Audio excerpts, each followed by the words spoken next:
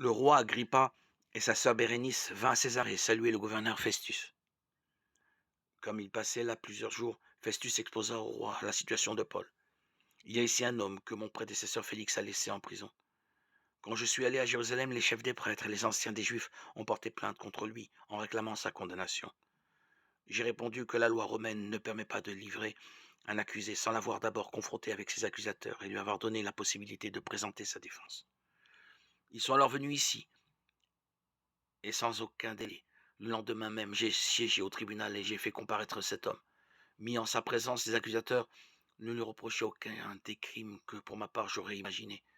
Ils avaient seulement avec lui certaines discussions au sujet de leur religion à eux et au sujet d'un certain Jésus qui est mort, mais que Paul déclarait toujours vivant.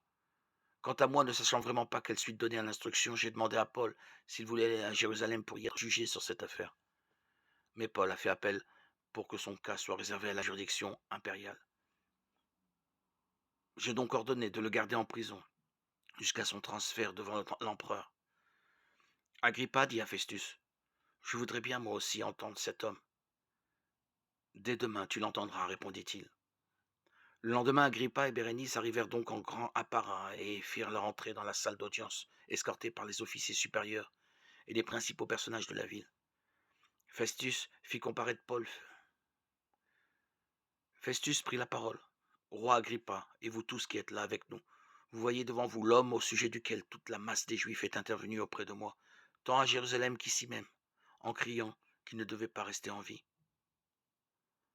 Or, moi j'ai compris qu'il n'avait rien fait qui mérite la mort. Mais comme lui-même en a appelé à l'empereur, j'ai décidé de lui envoyer.